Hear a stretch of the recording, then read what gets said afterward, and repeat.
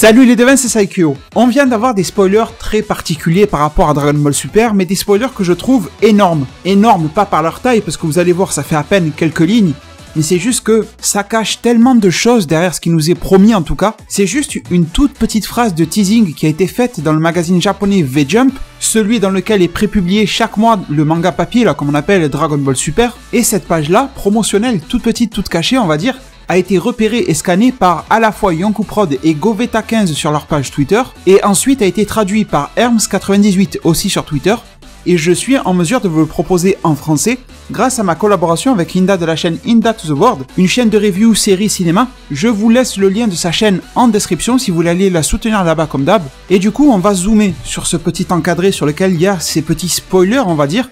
Alors bien sûr, au niveau de l'image, avant ça, c'est exactement la même image promotionnelle que je vous ai présentée il y a quelques jours, quelques semaines à peine, concernant le teasing d'une nouvelle évolution de Goku. Je vous mettrai le lien de cette vidéo-là cliquable à la fin, au moment de l'outro. Je vous mettrai aussi le lien en description et je vous l'épinglerai en commentaire. Comme ça, je n'ai pas besoin de me répéter entre les deux vidéos. Je ne vais pas vous répéter tout ce que je pense concernant la nouvelle évolution de Goku. Mais en tout cas, sachez que c'est exactement la même image qui a été reprise pour nous teaser cette phrase. Et justement, il nous est dit « Que nous dit ce nouveau Do ?» Je vous assure que c'est ça qui est écrit. En gros, en japonais, ils essayent de faire des jeux de mots par rapport au dos de Goku. Et ensuite, on nous dit le dos tendu de Goku. Ce nouveau visuel signifie que quelque chose de terrible est sur le point d'arriver.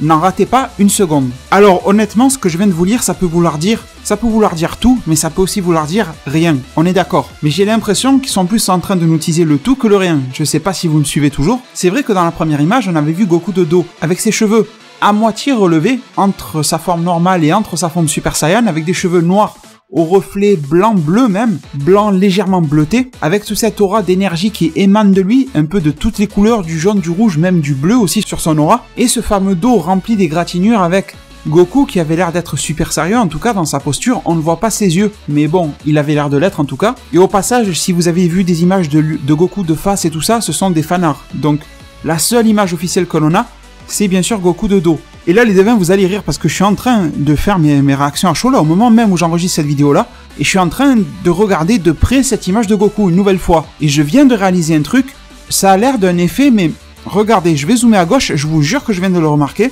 Si on zoome bien à gauche, on avance, on a vraiment l'impression de distinguer un œil, la forme un petit peu d'un quart de visage et des cheveux juste au-dessus. Je sais pas, c'est bizarre. Avec cette coupe de cheveux, là on dirait un peu une coupe à la Sanji dans One Piece, qui rappelle un petit peu celle des anges aussi, c'est un petit peu bizarre, je sais pas ce que vous en pensez.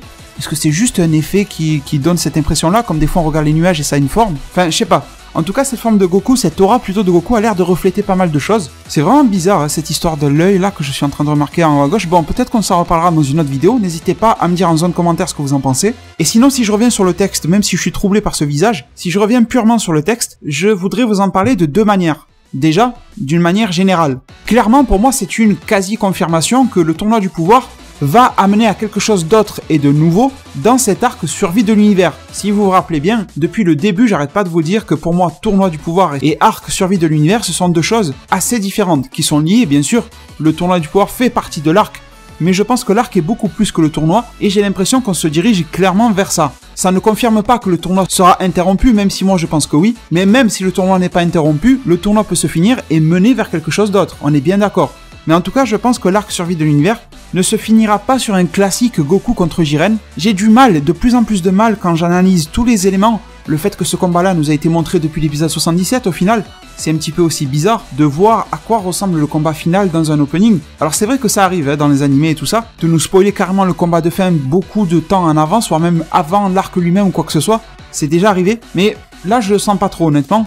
Donc je pense que ce combat Goku-Jiren va être un des points culminants du tournoi du pouvoir, forcément, et même de l'arc, mais je pense qu'il va y avoir quelque chose de bien plus grand derrière que ça, et des enjeux beaucoup plus, comment dire, maléfiques et tristes derrière ça. Parce qu'au final, pour le moment, Jiren n'a rien d'un méchant, on est d'accord. C'est un terrible adversaire sûrement, qui a l'air de maîtriser parfaitement ce qu'il fait, mais je n'ai rien vu de méchant émaner ou sortir de lui, contrairement à un gars comme Freezer qui est en train de torturer le premier pauvre gars qui passe devant lui. Et donc forcément, toujours d'une manière générale, on peut s'imaginer des tas de choses, et je vous attends en commentaire pour m'en parler. On peut arriver sur des théories assez classiques, comme on en a beaucoup parlé sur la chaîne. Un fameux Daishinkan qui la fera à l'envers avec tout le monde, aidé pourquoi pas des anges. Un fameux coup pourri de la part de un des deux Zeno, et en particulier celui du futur, parce que si vous avez lu le chapitre 26 de Dragon Ball Super, la fin de l'arc Zamasu change énormément, mais le fait que Zeno du futur débarque et pète Zamasu, c'est la même chose, ça se passe pareil. Donc ça veut dire clairement que dans les grandes lignes qui ont été données par Akira Toriyama concernant le scénario,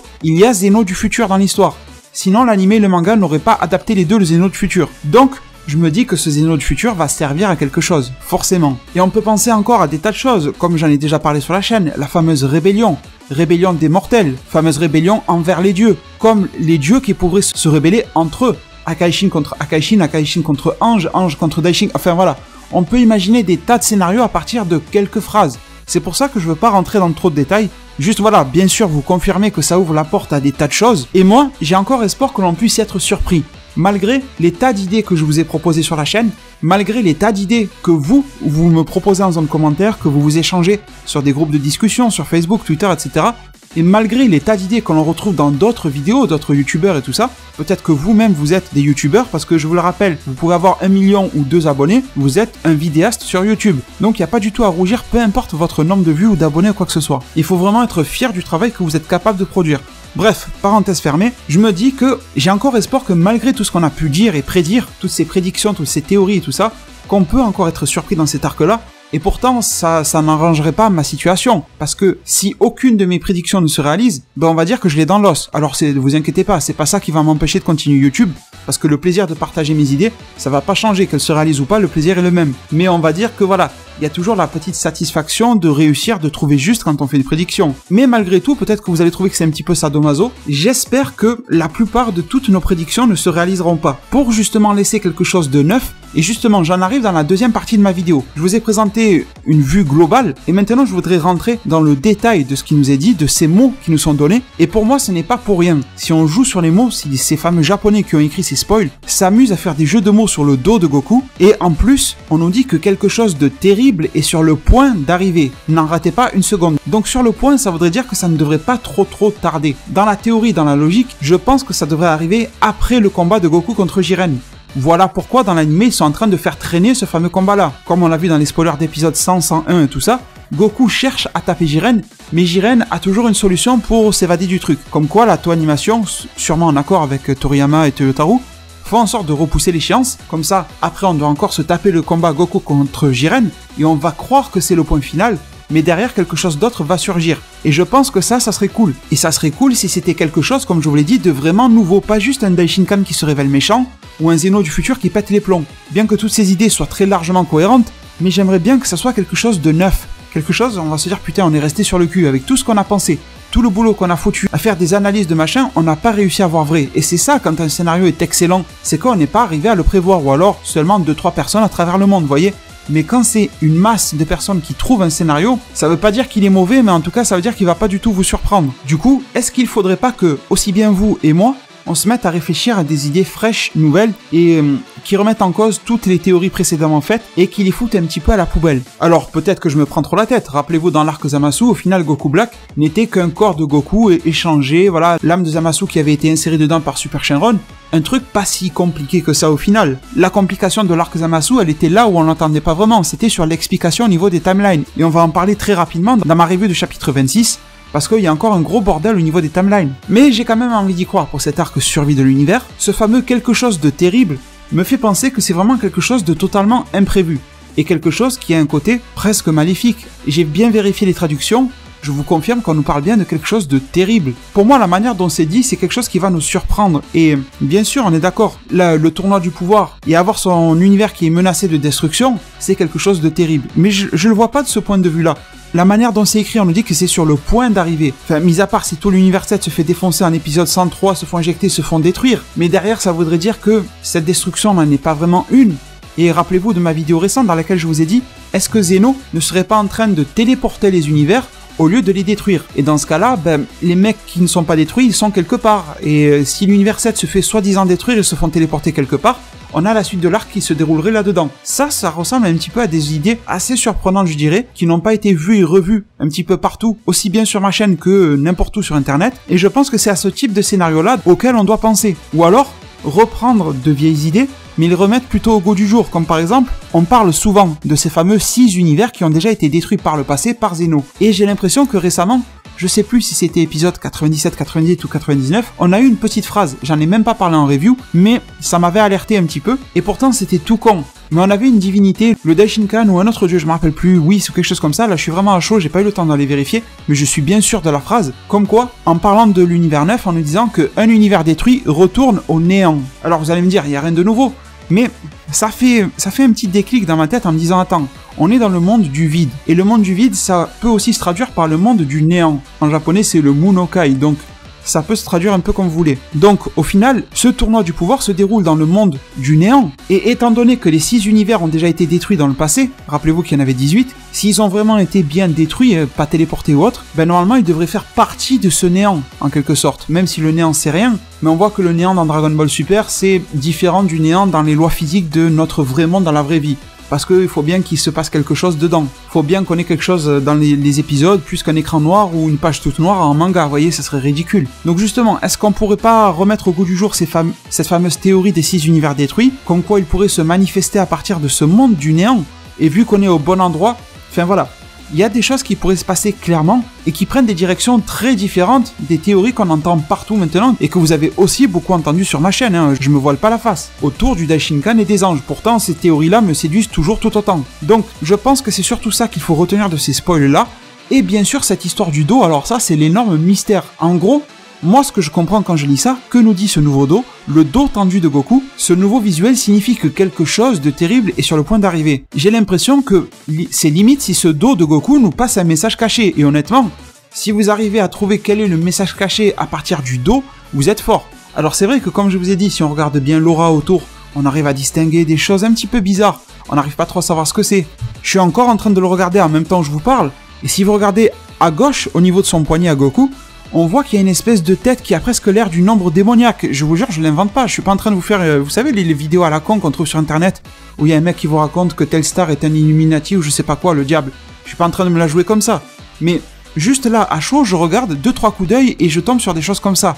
Donc je pense vraiment que cette image est pleine de messages, mais au niveau du dos, je vois juste un dos égratigné qui est super bien dessiné, d'accord, avec de jolis reflets et tout ça. Forcément, si le dos de Goku subit ces égratignures-là, c'est qu'il a souffert, parce qu'il en faut quand même pour en faire baver autant Goku. Mais ça, Jiren en est sûrement capable aussi. Vegeta peut certainement mettre pas mal de coups à Goku pour qu'il en arrive à cet état-là aussi. Donc, quel est le message derrière ce dos? Je vais pas me la jouer, je vous invente des conneries pour faire beau en vidéo. Non, c'est pas ça le but de ma chaîne. Donc bien sûr, j'en appelle à vous. Vous savez, des fois, on peut passer 4 jours à regarder un truc et pas trouver la solution, et vous le passez à un ami, et d'un seul coup d'œil, il va dire, mais c'est ça.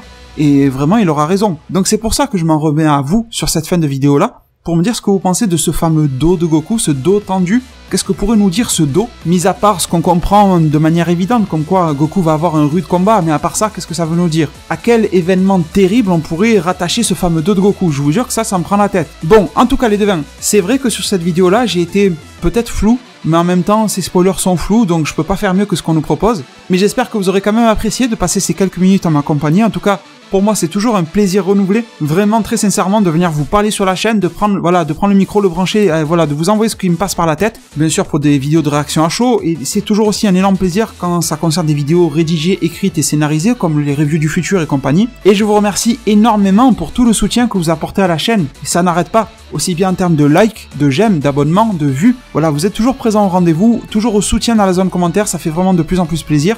Je sens qu'il y a vraiment une base, j'ai envie de dire, de fidèle, j'ai envie de dire, je sais pas du tout si c'est le bon mot à la chaîne en tout cas. C'est quelque chose qui me surprend énormément parce que, imaginez-vous, la chaîne d'ailleurs fêtera ses 1 an demain, le 22 juillet. Imaginez-vous, la chaîne, il y a 1 an, avait 0 abonnés, et là demain elle fête ses 1 an, et elle s'approche des 33 000, c'est indescriptible et je peux juste que vous remercier. Et pour continuer et terminer sur ces remerciements, je vous remercie aussi énormément de m'avoir suivi et écouté durant cette vidéo-là, et je me permets de vous laisser sur ces mots. Prenez soin de votre futur, le meilleur moyen d'y arriver c'est de vous abonner à ma chaîne, de la partager, la liker et la commenter un maximum de fois pour que notre communauté puisse se développer le plus possible sur YouTube. Merci énormément et à plus pour de prochains arts divinatoires.